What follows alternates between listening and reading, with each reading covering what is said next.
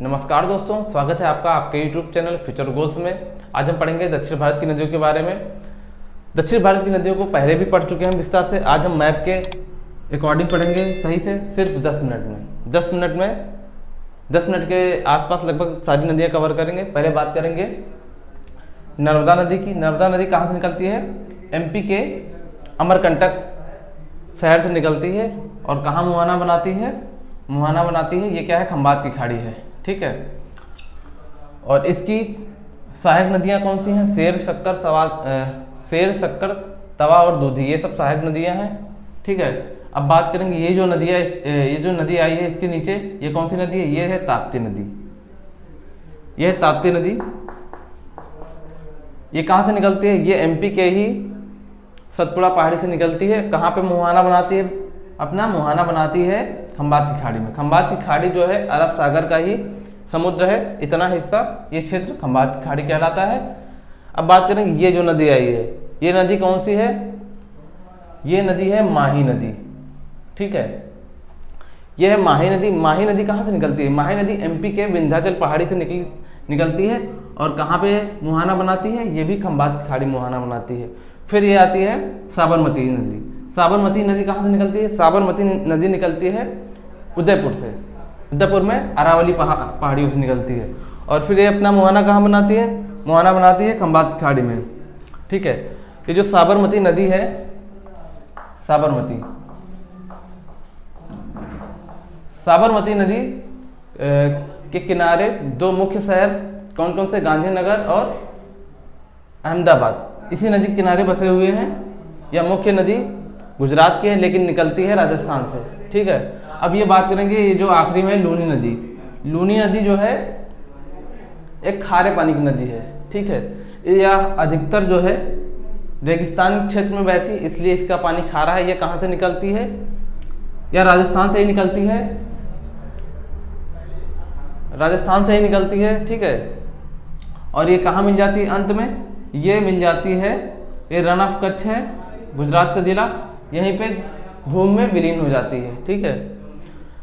अब बात करेंगे ये जो नर्मदा नदी है, यहाँ अमरकंटक, यहीं से एक नदी निकलती है सोन नदी। सोन नदी फिर आगे जाकर के बिहार में पटना के पहले लगभग 30-40 किलोमीटर पहले जाके गंगा नदी में मिल जाती है, ठीक है। सोन नदी गंगा की सहायक नदी है। और फिर यहाँ आते हैं, यहाँ महाराष्ट्र के नासिक में त्र्यंबकेश्वर पहाड़ी से एक नदी निकलती है जो दक्षिण भारत की सबसे बड़ी नदी है। इसकी लंबाई है 1465 किलोमीटर। ये गोदावरी है। और इसकी सहायक नदियाँ कौन कौन सी हैं?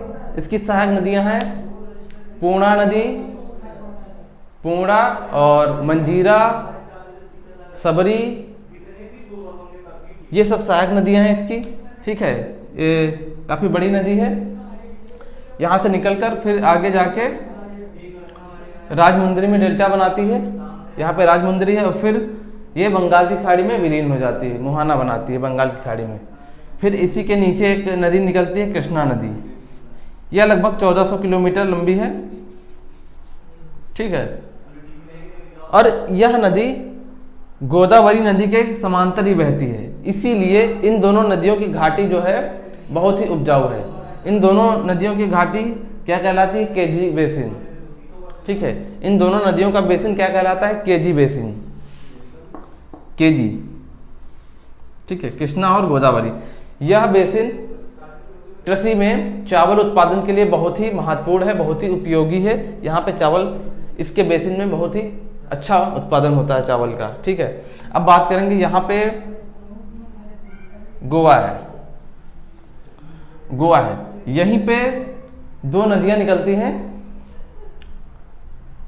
एक है जुआरी और एक है मांडवी। जुआरी नदी गोवा की है और मांडवी, दो नदियाँ गोवा की हैं। और जुआरी नदी के मुहाने पर वास्को डिगामा शहर मुहाने पर स्थित है, ठीक है। अब आते हैं इसके नीचे कर्नाटक में एक नदी निकलती है काली नदी, यहाँ अरब सागर में गिर जाती है, ठीक है। ये हो गई। और ये जो नदी दिखाई दे रही है कावेरी, कावेरी नदी कहाँ से निकलती है? कावेरी नदी निकलती है कर्नाटक की ब्रह्मगिरी पहाड़ी से निकलती है, ठीक है। और आगे जाके कहाँ मुहाना बनाती है? बंगाल की खाड़ी में। कावेरी नदी को दक्षिण भारत की गंगा कहते हैं। ध्यान दीजिएगा, ये जो गोदावरी हमने पढ़ाया है, गोदावरी को दक्षिण की गंगा कहते हैं और कावेरी नदी को दक्षिण भारत की गंगा कहते हैं। इतना फर्क है, इसमें भारत आ जाता है। और इसको गोदावरी को बूढ़ी गंगा भी कहते हैं, ठीक है। और कावेरी नदी की लंबाई कितनी है? कावेरी नदी की लंबाई है 805 किलोमीटर, ठीक। और यही एक अगस्त्यमलाई की पहाड़ियां हैं, यहीं से एक नदी निकलती है ताम्रपड़ी।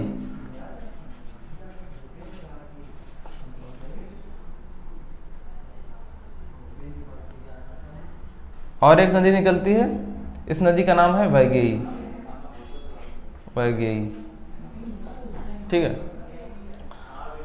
और इस तरफ की नदी के बारे में बात करेंगे। ये सबसे पहले जो नदी ये आई है, ये छोटा नागपुर पठार से दामोदर नदी निकलती है और बंगाल की खाड़ी में विलीन हो जाती है। और फिर आती है सुवर्ण रेखा नदी। दामोदर नदी जो है, ये इस पे एक दामोदर नदी घाटी परियोजना है जो बहुत ही महत्वपूर्ण है। दामोदर नदी को पहले, जब ये नदी घाटी परियोजना नहीं बनी थी, उसके पहले ये काफ़ी जो है इसका बहाव क्षेत्र बहुत था, तो इसलिए पश्चिम बंगाल में जाके बाढ़ फैला देती थी, बाढ़ उत्पन्न कर देती थी, बाढ़ जैसी समस्या। इसीलिए इसको पहले बंगाल का सूख कहा जाता था, ठीक है। ये सुवर्ण रेखा नदी, ये भी छोटा नागपुर पठार से निकलती है और कहाँ मिल जाती है? बंगाल की खाड़ी में। फिर ये बैतरणी नदी, बैतरणी नदी क्योंझर के पठार से निकलती है और फिर अरब सागर में मिल जाती है। और ये नदी है महानदी, यहीं पे एक नदी निकलती है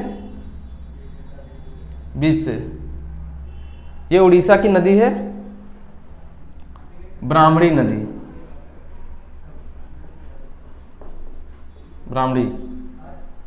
ब्राह्मणी नदी ऐसी है कि यह साल के 12 मास नहीं बहती है, बस 3-4 महीने ही, ये मतलब ऋतु वाली नदी है। सिर्फ मौसम में ही बहती है, जब इसमें पानी 3-4 महीनों में जो आता है, बस आता है, उसके बाद जो है यह सूख जाती है। उसके बाद ये आती है महानदी। महानदी कहाँ से निकलती है? छत्तीसगढ़ की सिंघावा पहाड़ी से निकलती है महानदी, और फिर अंत में जाकर के यह बंगाल की खाड़ी में विलीन हो जाती है। तो इस प्रकार हमने लगभग सारी नदियों के बारे में पढ़ लिया, क्विक रिवीजन हो गया, ठीक है।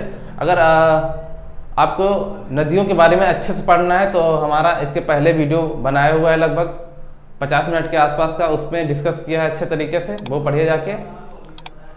और ये वीडियो अगर पसंद आया हो आपको तो वीडियो को लाइक करिए, शेयर करिए, चैनल को सब्सक्राइब करिए। Thank you.